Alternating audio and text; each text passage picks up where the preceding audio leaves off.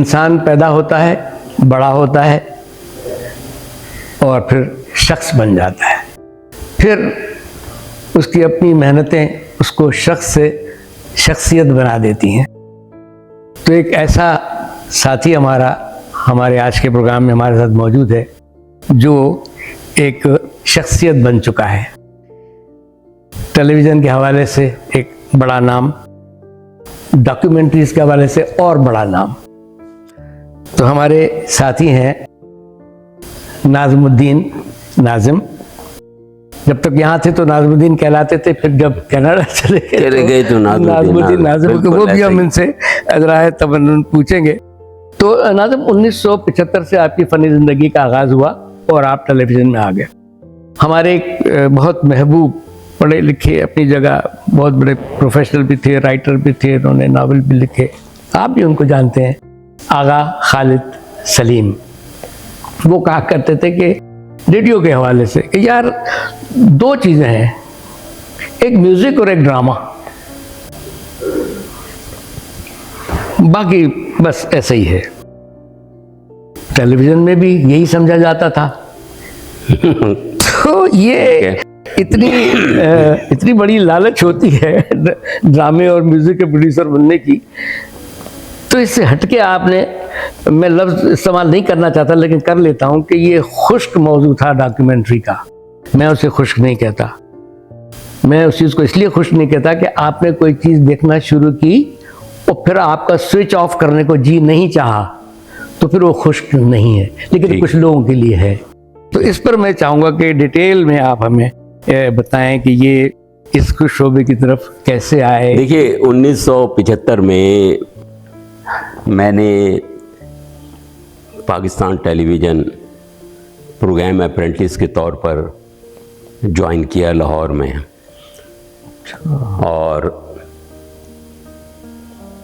होता ये है, ये हर जगह होता है कि आप किसी इदारे में जाते हैं तो हर किस्म की आपको ट्रेनिंग दी जाती है। उसके बाद आपका चॉइस होता है कि आप कहाँ जाएंगे और कहाँ नहीं जाएंगे।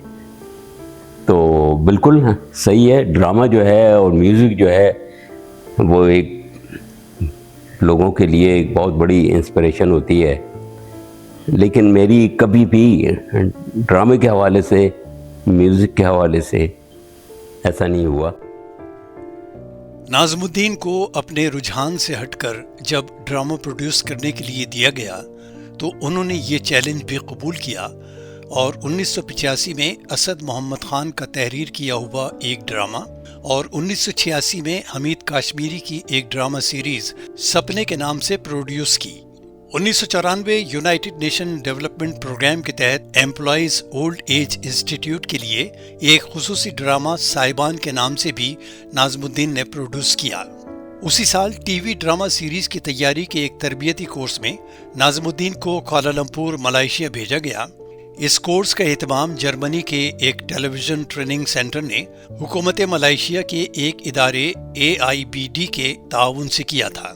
इस कोर्स के इख्तिताम पर शुरका को असनाद तकसीम की गईं। ये जिक्र है 1967 का। 75 आप आइए, 67 में जब टेलीविज़न कराची सेंटर कायम हुआ, वहाँ से एक प्रोग्राम आया करता था, सैलानी के साथ उबैदुल्ला बेग करते थे और उसका मैं इंतज़ार करता था। बाकी लोग चले जाते थे उठ के कमरे से, लेकिन मुझे इंतज़ार होता था उस प्रोग्राम का।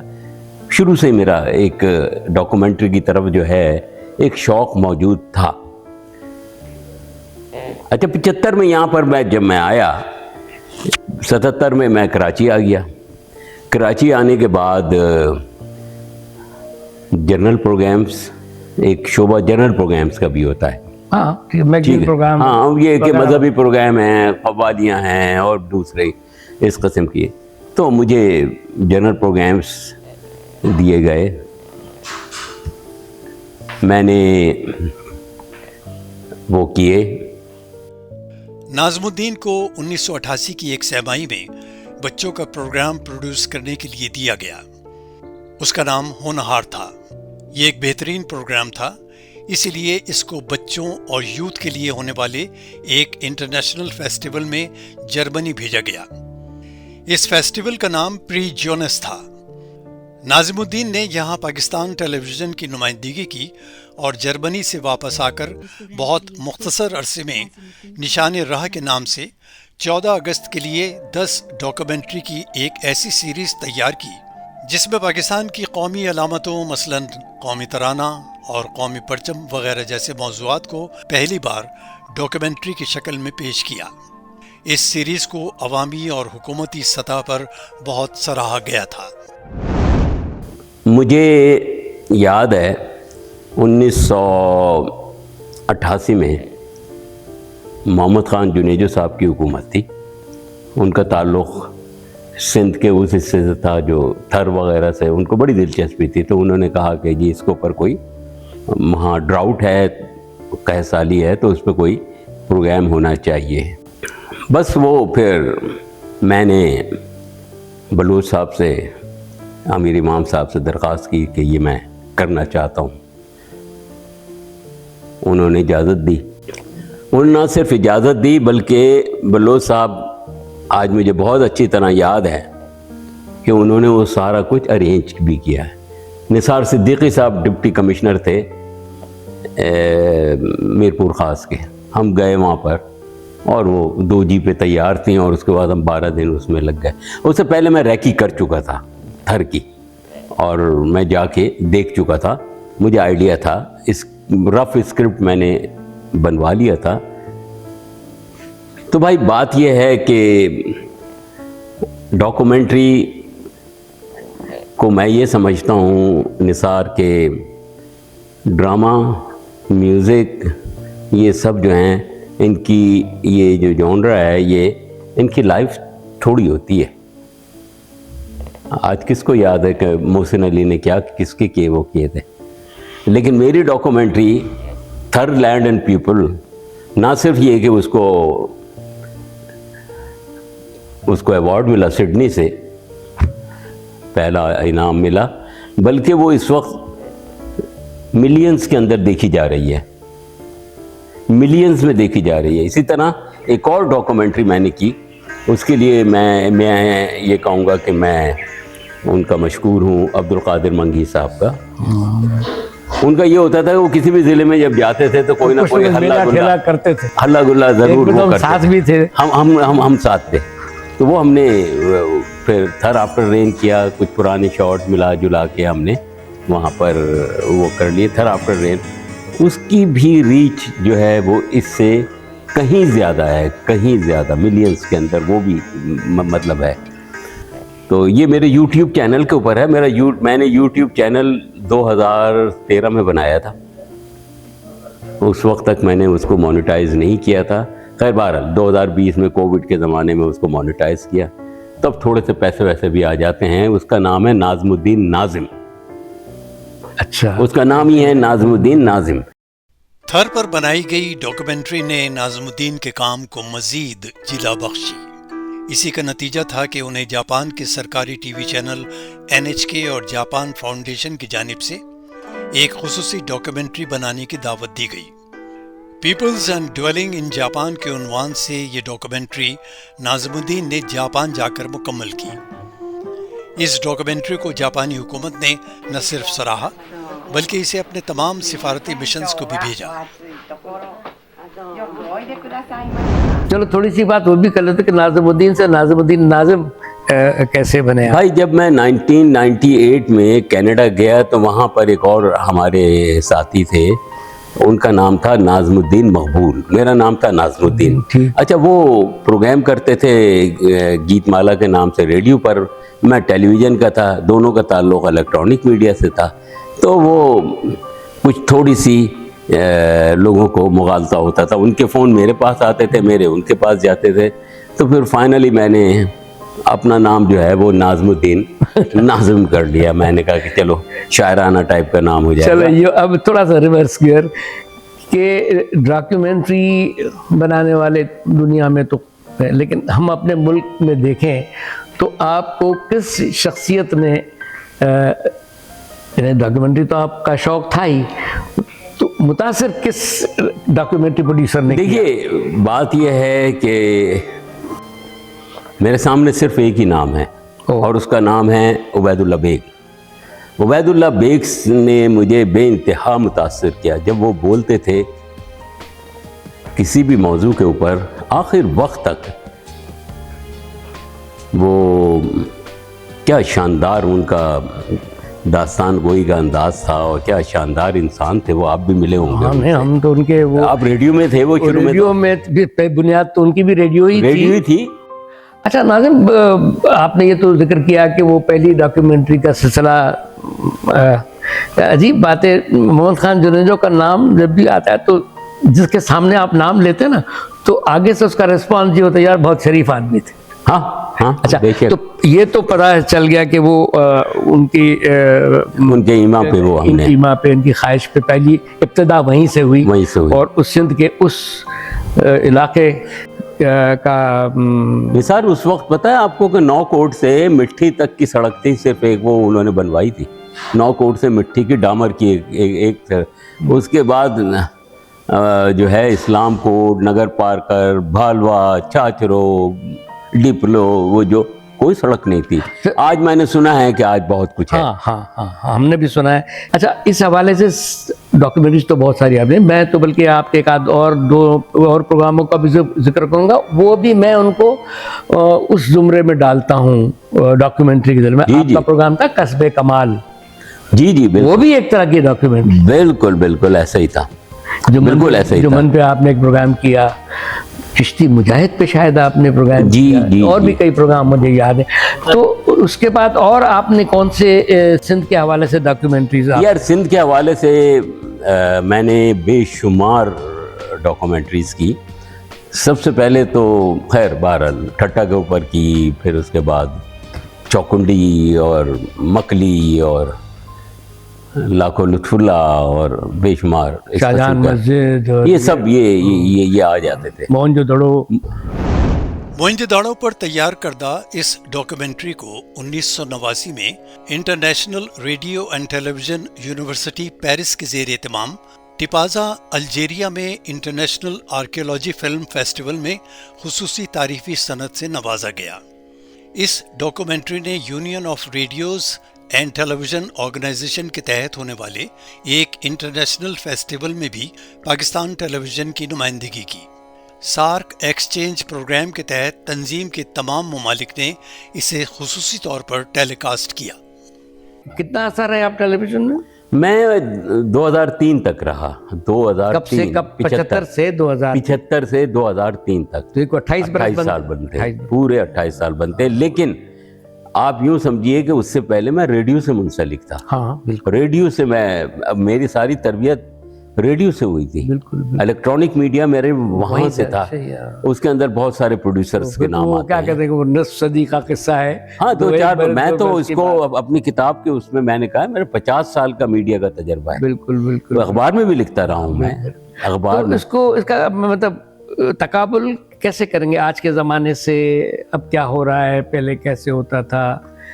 यार बस मैं क्या करूं, मैं अफसोस कर सकता हूं कि अब मैं जाता हूं टीवी के ऊपर तो कोई प्रोग्राम नहीं हो रहा, किसी स्टूडियो में नहीं हो रहा, सिवाय ले दे के स्पोर्ट्स है वो भी वहाँ हो रहा है, आपने कट कर लिया MCR में, बस ठीक है चल रहा है वो, या एक आध कोई करंट अफेयर। और हमने तो ये सुना है कि टीवी भी खरीद के ड्रामे चलाता है। हाँ, खरीद के ये यूसुफ बेग मिर्जा साहब ने ये बिना डाली बिदत। हाँ, ये बिदत उनकी डाली हुई है कि नहीं बाहर से लेते हैं और बाहर से लेके और वो करते हैं। भाई तो आउटसोर्स किया। चलिए ठीक है, मुझे कोई वो नहीं है इतराज़ के जी, आप कीजिए आप ऐसा, लेकिन ये तो बताइए कि ये जो हर सेंटर पे 3 या 4 स्टूडियोज हैं, 5 चौक 20, ये किस खाते में जाएंगे? इनका क्या काम है?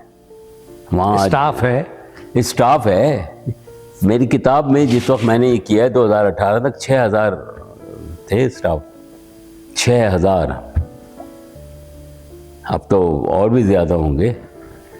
तो बहरहाल ये कि अब बुरा हाल है। और आप देख लीजिए बाकी जो टेलीविज़न वो कर रहे हैं, हमारे टेलीविज़न का ये था कि वो फैमिली टेलीविज़न था।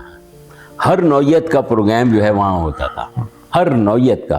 कव्वाली भी हो रही है, बच्चों के प्रोग्राम, औरतों बच्चों के प्रोग्राम भी हो रहे हैं। आज आप बताइए मुझे, बच्चों का कोई प्रोग्राम हो रहा है? कहीं भी नहीं। आप मुझे बताइए कोई ऐसे, मतलब प्रोग्राम तो खैर बहुत होते हैं, सब कुछ होते होंगे, लेकिन किसी चैनल को ये होश नहीं है। कोई ड्रामे में लगा हुआ है तो ड्रामे नहीं, में वो सिर्फ क्या तुर्की के ड्रामे 9 बजे वो कहते हैं कि बस 8 बजे 9 बजे बस धड़ाधड़ वो आप अपने लोगों को बैठाइए, उनको लड़वाइए और वो करंट अफेयर। वो भी एक अजब। आज के दौर के प्राइवेट टीवी चैनल्स पर जो टॉक शोज होते हैं, उनसे हटकर नाज़िमुद्दीन ने संजीदा नौयत के टॉक शोज किए। चेहरे प्रोग्राम की सीरीज में अब्दुस सत्तार ईदी को उन्होंने पहली बार इलेक्ट्रॉनिक मीडिया पर मुतारिफ करवाया। इसका इतराफ खुद ईदी साहब भी करते हैं। मैं कभी टीवी में नहीं जाता था,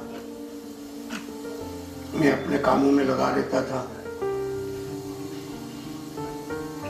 नाज़िमुद्दीन मेरे पास आए, मुझे ये बताया कि आपको टीवी में आना है।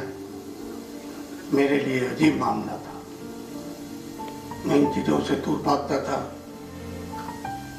लेकिन नाज़िमुद्दीन मुझे पहला इंटरव्यू करा, मैं बहुत मशहूर हुआ, लोग मुझे पहचानने लगे और मेरी इज्जत करने लगे। इसके अलावा चेहरे प्रोग्राम की सीरीज में गुलकार मेहदी हसन, दीनी स्कॉलर मौलाना गुलाम मुस्तफ़ा कासमी, साबिक विफाकी वजीर और सियासतदान पीर अली मोहम्मद राशिदी, मारूफ commentator Umar Qureshi, British squash champion Roshan Khan और मारूफ खत्तात आज़र ज़ूबी जैसी शख्सियात को भी मेहमान के तौर पर बुलाया गया। अच्छा, थोड़ा लेट्स गो बैक। अब आप क्या बरस हो गए हैं आपको कनाडा में?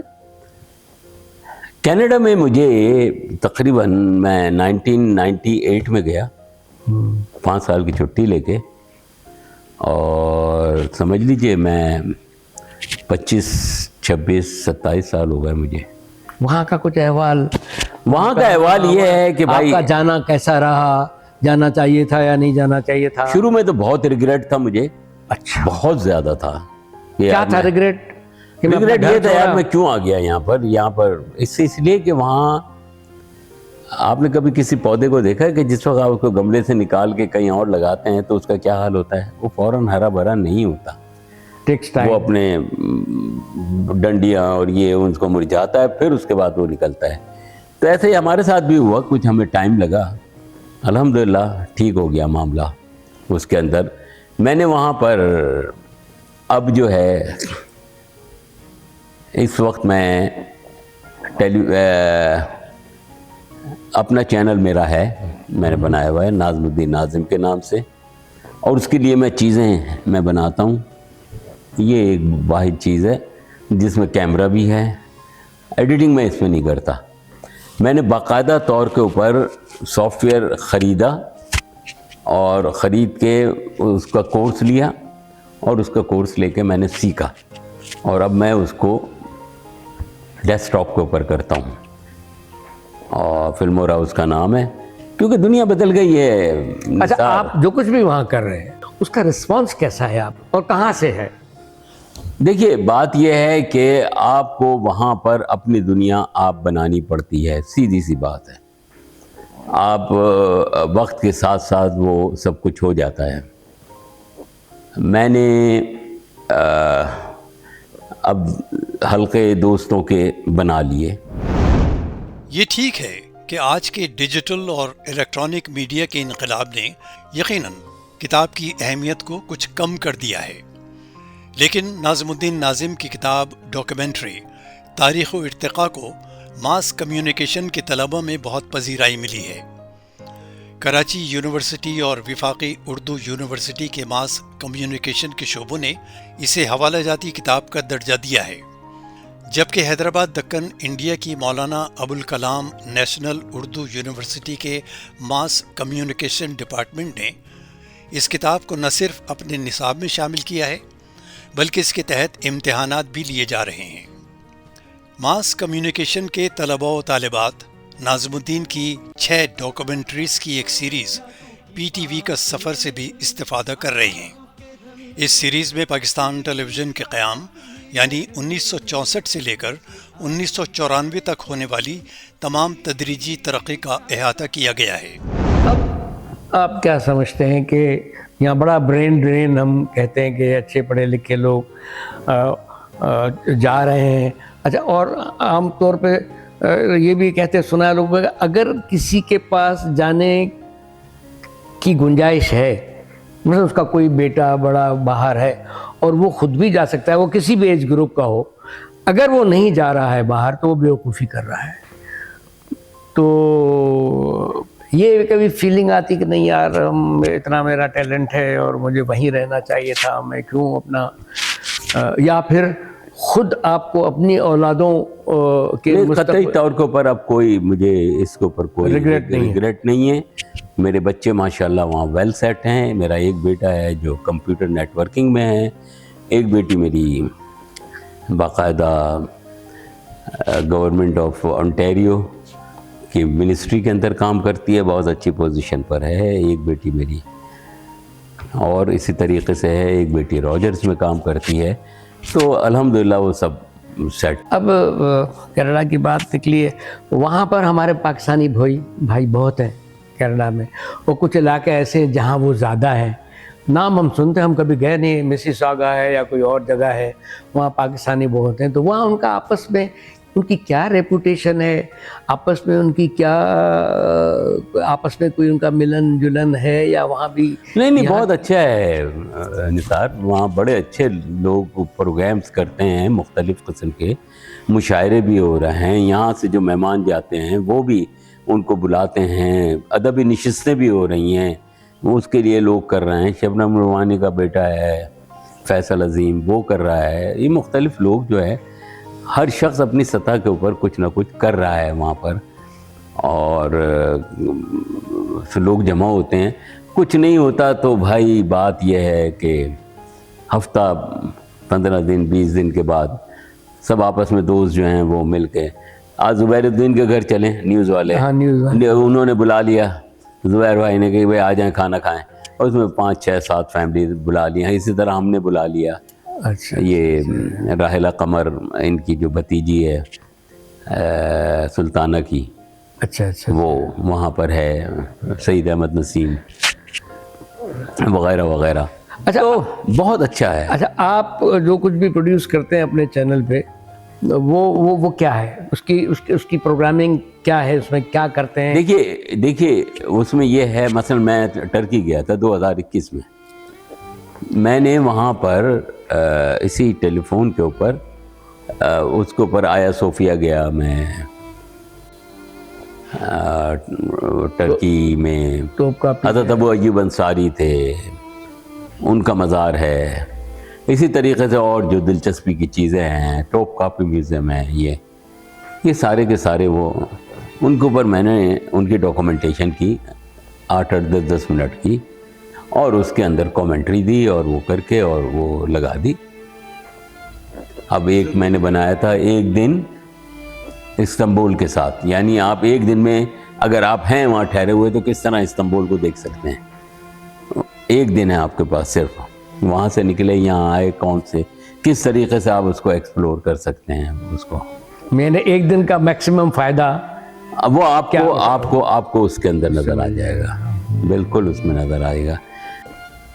मैं क्रूज़ पे गया तो वो बिल्कुल एक अलग दुनिया थी, बिल्कुल एक नया माहौल था। उसके ऊपर मैंने कहा इसको होना चाहिए, मैंने वो उसको रिकॉर्ड किया, उसको वो करके और उसके ऊपर मैंने बनाया और उसको मैंने दिखाया। तो मुराद ये कि कुछ ना कुछ मैं कंटेंट डालता रहता हूँ। अब थोड़ा इख्तिताम की तरफ बढ़ते हैं। वहाँ पर जैसे यहाँ एक अजीब सी राइवलरी होती है ना, इंडियन पाकिस्तानी मैचेस होते हैं इसमें शारजा में इधर उधर, तो वहाँ इंडियंस की तादाद ज़्यादा है या पाकिस्तानी की तादाद ज़्यादा है, और इनके आपस में रिलेशंस किस तरह से हैं? उनकी कोई सोशल एक्टिविटीज़ होती है उसमें पाकिस्तानी जाते हैं, या आपकी कोई सोशल एक्टिविटी, कोई आर्टिस्ट चला गया तो वो लोग किस तरह से पार्टिसिपेट करते हैं? देखिए निसार, बात ये है कि वहाँ पर सिखों की, मशरक़ी पंजाब के लोगों की एक बहुत बड़ी तादाद है, बहुत बड़ी तादाद है। बाकी जो दूसरी इंडियन कम्युनिटी है वो इतनी ज़्यादा हम में नहीं घुलती मिलती ना। आप लोग मतलब हम तो कोशिश करते हैं, लेकिन हम वो अच्छा। हमें लिफ्ट ही नहीं कराते वो, मतलब हमारे स्टोर्स में नहीं आएंगे वो। अच्छा अच्छा। ग्रॉसरी स्टोर्स में, सिर्फ अपने स्टोर्स में जाएंगे। लेकिन ये कि ठीक है, मिलजुल के हम लोग मतलब रह रहे हैं। सिखों का झुकाव ज़्यादा है? सिखों का बहुत ज़्यादा है, बहुत ज़्यादा इंटरेस्ट मतलब उनको है, इसलिए कि वो हमदर्दी है उनको। गो के हमारी तारीख के अंदर हमारी उनकी बड़ी राइवलरी रही है। लेकिन जो इनको यहाँ अप्रोच हम लोगों ने इमरान खान के ज़माने में इनको दी, इनके मजहबी उसकी वजह से उसकी अच्छा अच्छा, वो जो है करतारपुर वो जो है, हाँ उसकी वजह से वो बहुत बड़ी अच्छी गुफ्तगू रही। आखिर में कुछ आप वो जैसे होता ना पैगाम कौम को देना चाहते हैं, कुछ बात कहना चाहते हैं किसी को, तो आप? जी, मैं आखिर में ये कहना चाहूँगा निसार के आप ज़्यादा से ज़्यादा आप जाते हैं सोशल मीडिया पे, उसमें डॉक्यूमेंट्रीज़ को आप देखते हैं, प्रोग्राम्स को आप देखते हैं, उसमें जाके कमेंट्स ज़रूर दीजिए, बताइए कि आपको उसमें क्या चीज़ अच्छी लगी और क्या चीज़ आपको अच्छी नहीं लगी। बहरहाल अब यह है कि हम जिस तरीक़े से हमारे मामलात जो हैं नीचे की तरफ जा रहे हैं तेज़ी के साथ, उम्मीद है कि शायद हम समझ जाएं, बस यही मैं कह सकता हूँ। बड़ी अच्छी गुफ्तगू रही आपसे, बेतकल्लुफ़ गुफ्तगू रही। थैंक यू, बहुत बहुत शुक्रिया आपका, बहुत बहुत शुक्रिया आपका निसार। Thank you.